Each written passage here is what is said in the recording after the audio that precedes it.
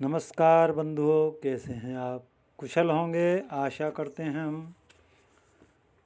आज हम चर्चा करेंगे भगवान भोलेनाथ शिव जी के बारे में, जिनकी सबसे ज़्यादा पूजा होती है।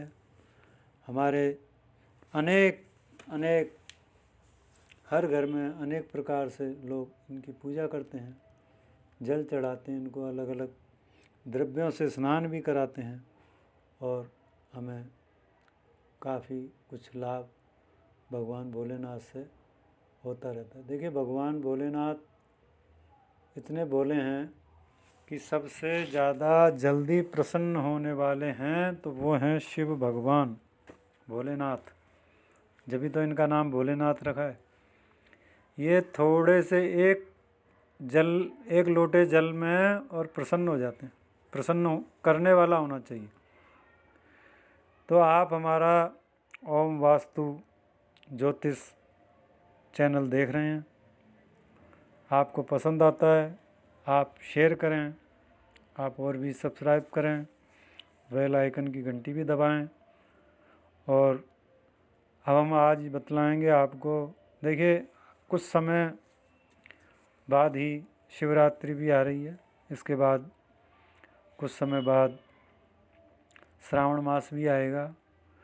तो आज हम किन द्रव्यों के स्नान से भगवान भोलेनाथ को हम रिझा सकते हैं और हमारी जो मनोकामना है वो भगवान हमारी पूरी करते हैं, किन किन चीज़ों से रुद्राभिषेक करेंगे और हमें क्या क्या लाभ मिलता है। देखिए, शास्त्रों में कई चीज़ें विदित हैं। वैसे तो शास्त्रों में 36 तरह के शिवलिंग बताएंगे।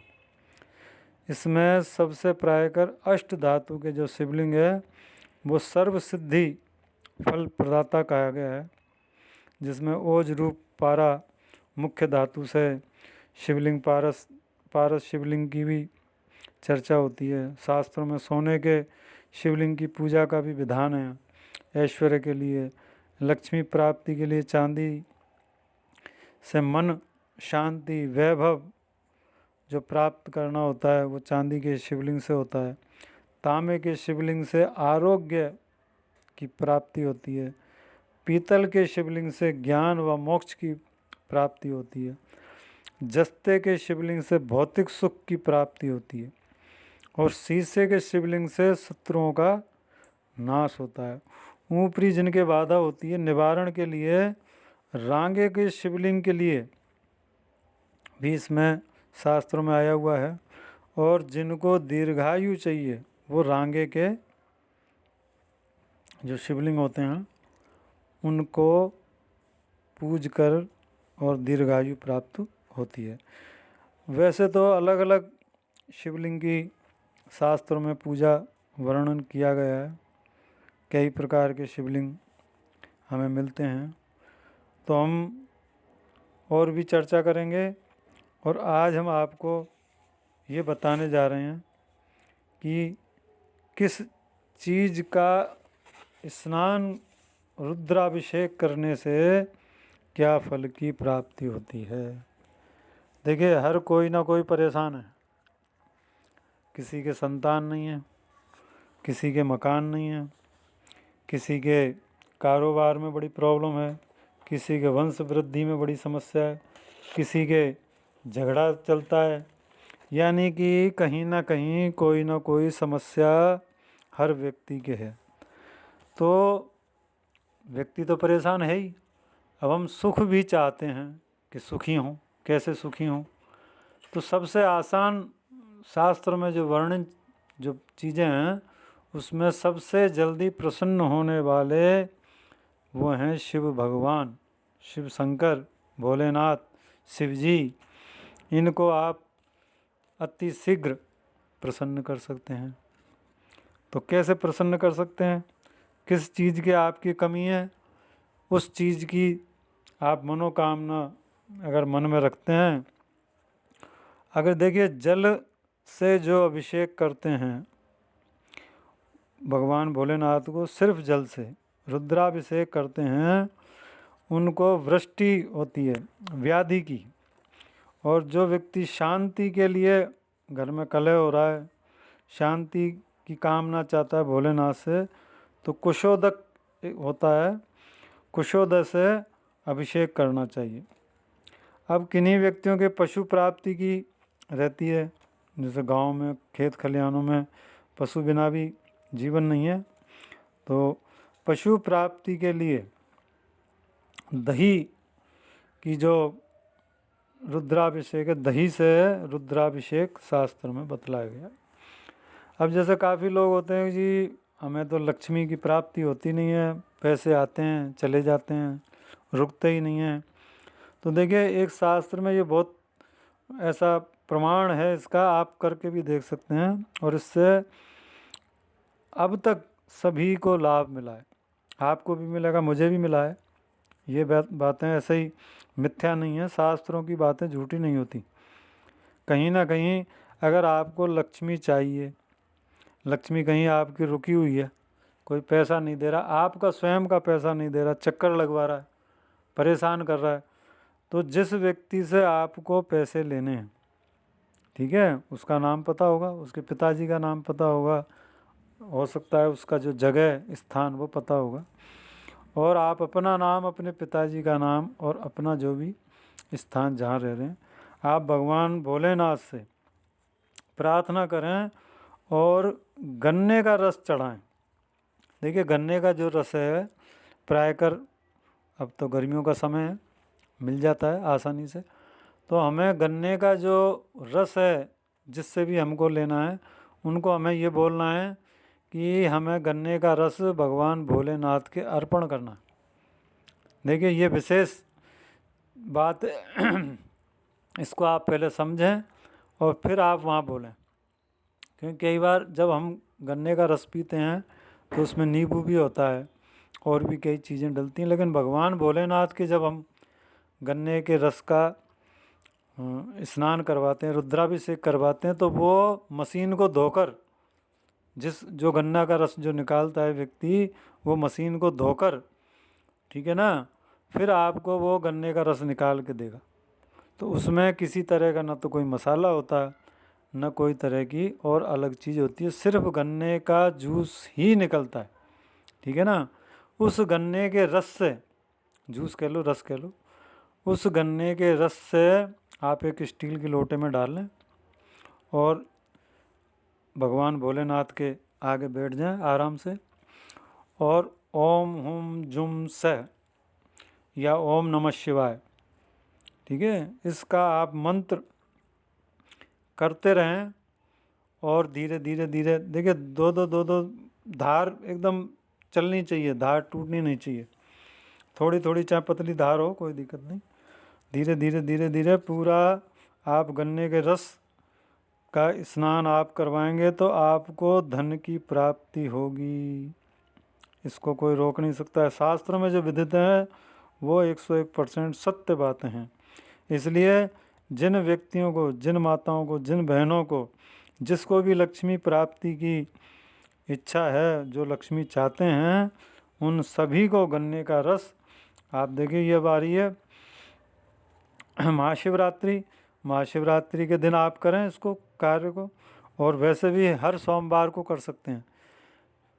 तेरस जो आती है, कृष्ण पक्ष की तेरस, शुक्ल पक्ष की तेरस, कृष्ण पक्ष की तेरस का विशेष विधान है, शुक्ल पक्ष की तेरस का भी विशेष विधान है।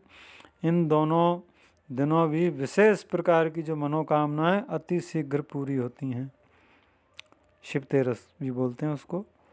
तो आप ये कार्य करें, देखिए आपको 101% फल मिलेगा।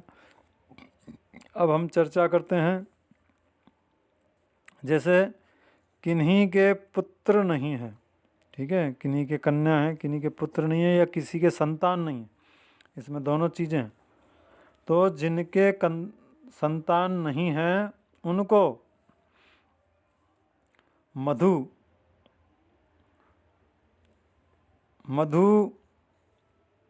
जो हम इसको शहद भी बोलते हैं, शहद, इससे पहले मैं ये शहद के बारे में बतलाता हूँ।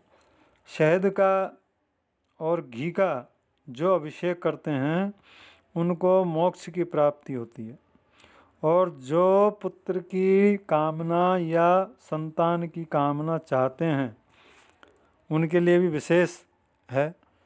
जो गाय है, गाय के दूध से अगर अभिषेक किया जाए तो उनके संतान प्राप्ति होगी होगी होगी होगी होगी। मैं इसलिए कह रहा हूँ कि ये कई बार हमने कई अपने भक्तों को भी बतलाया है। हमारे कई जो जजमान हैं पूछते रहते हैं गुरुजी, तो ये एक ऐसा कार्य है कि इसको करने से संतान की प्राप्ति होती है। ठीक है ना। आप गाय का दूध पहले व्यवस्था कर लें सारी, और कोई अच्छा मुहूर्त देख लें। शिवरात्रि हुई, श्रावण मास का महीना भी होता है, उसमें सोमवार के दिन या तेरस जो होती है विशेष, ठीक है, उसमें भी आप कर सकते हैं। और जो जानकार पंडित हैं उनकी निगरानी में ये कार्य किया जाए, पूजा पाठ रुद्राभिषेक, वो क्या संकल्प लेके कार्य करवाते हैं। देखिए संकल्प का बड़ा महत्व है। मैंने संकल्प का वीडियो भी डाला हुआ है कि आप कोई भी कार्य संकल्प बिना न करें। संकल्प के द्वारा आप कार्य करेंगे तो आपको जो फल है वो जल्दी मिलेगा। ये नहीं है बिना संकल्प के, लेकिन बिना अकाउंट के पैसे किस खाते में जाएंगे, बस वही चीज़ है। तो आप जो भी आपके पंडित जी हैं, गुरु जी हैं, आचार्य हैं, जो सब इन चीज़ों को जानते हैं अच्छी तरह से भली भांति, उनके द्वारा रुद्राभिषेक कराएं।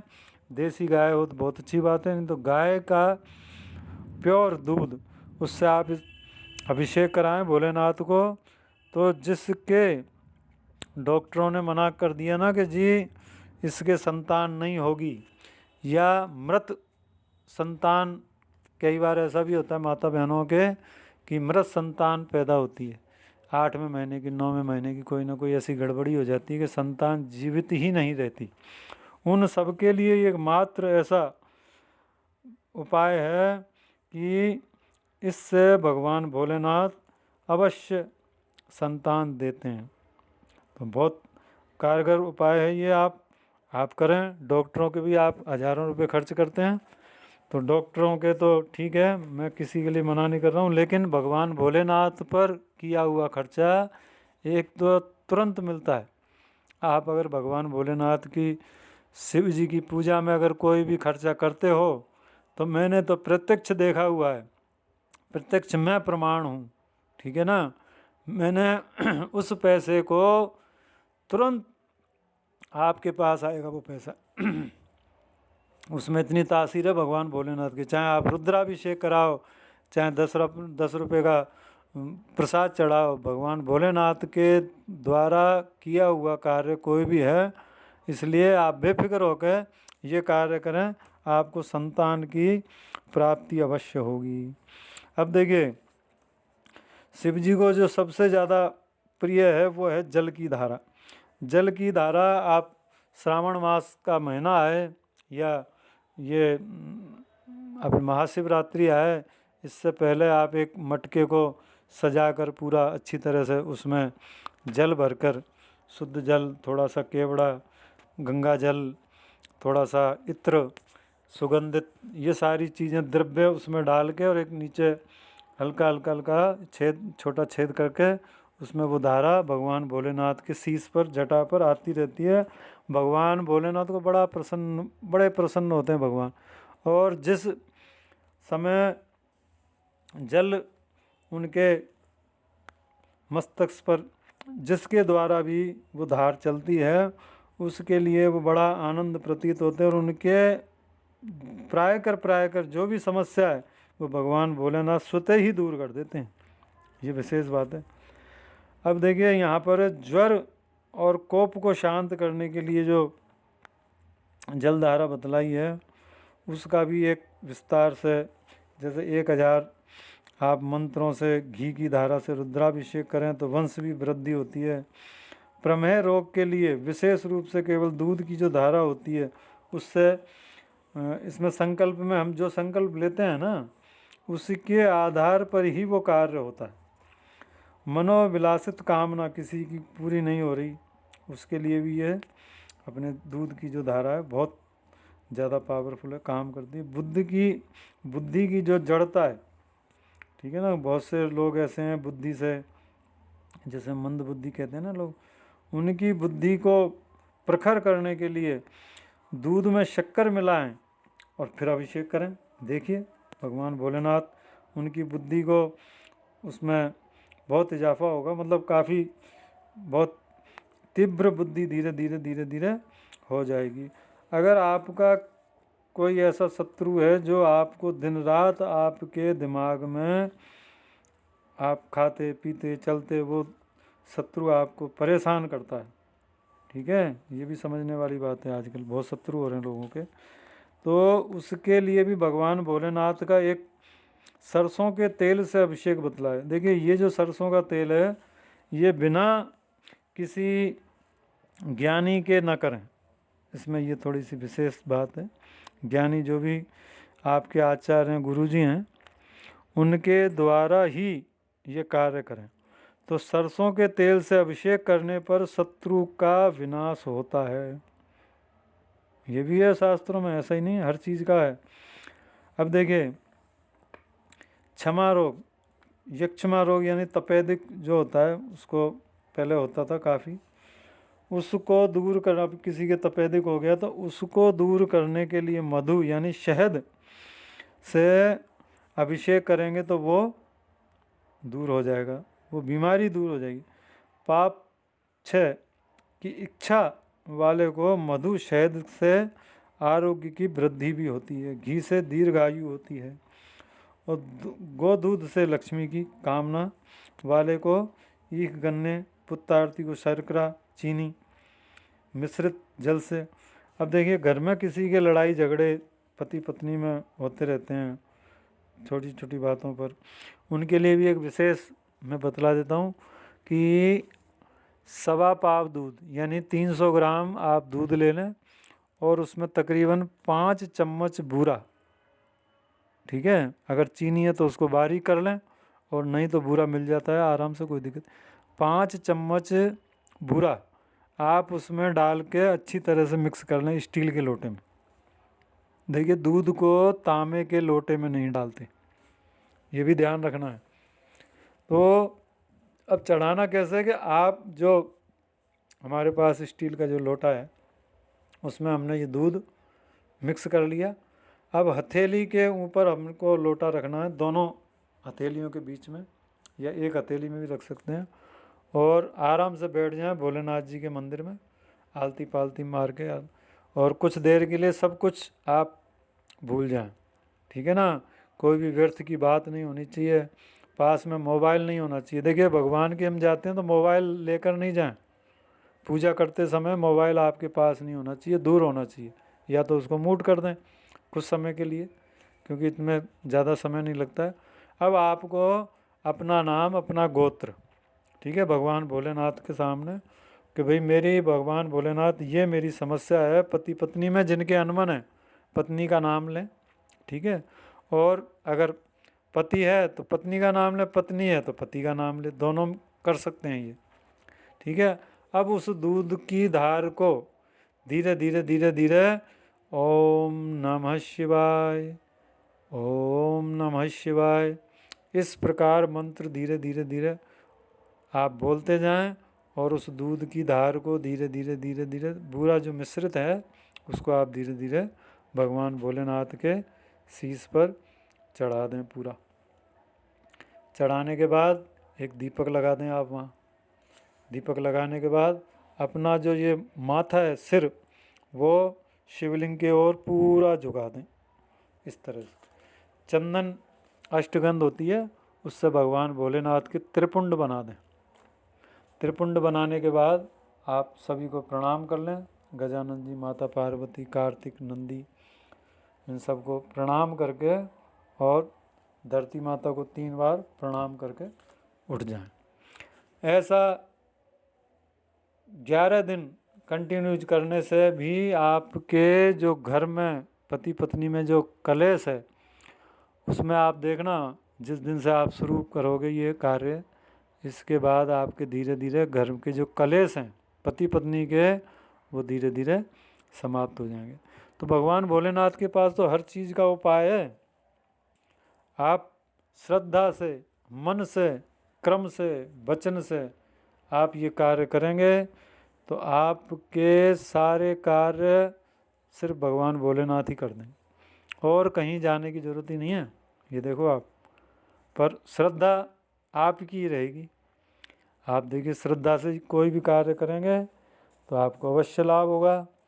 इसी जानकारी को हम यहीं अब समाप्त करते हैं और जानकारी के साथ फिर हम आपके सामने आएंगे। तो चलिए, आज हम इस वीडियो को यहीं समाप्त करते हैं। बहुत बहुत धन्यवाद। नमस्कार।